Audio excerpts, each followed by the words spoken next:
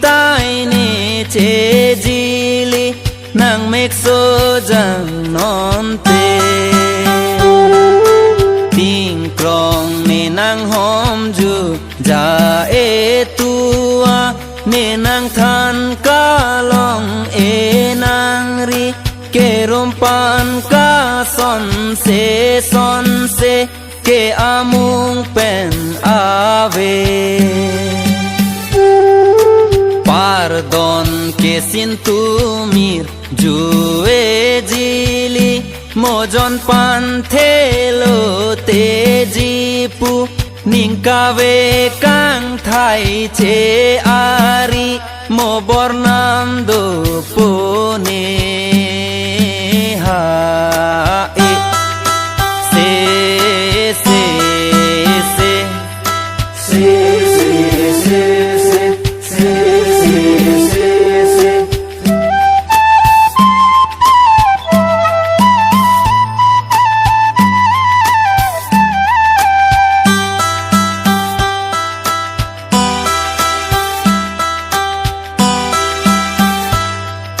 ni so de rup jili rang no jili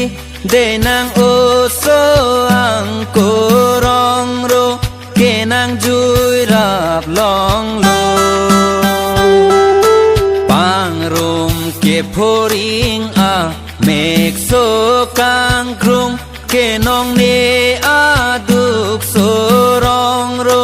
ki jui sok tok maru nong ni si choran ka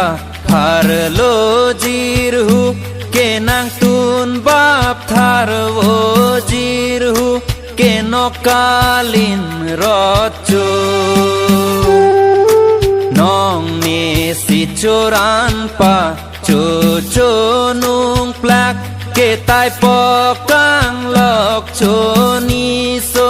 de rup jili rang no ha e se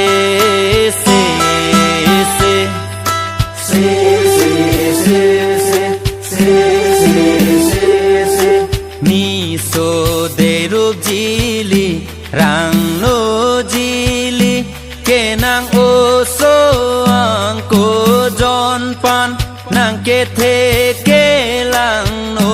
jon pan nang sit pret pok o jo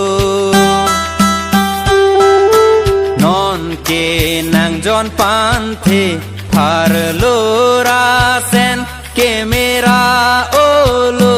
to sin tu ke papu mi ando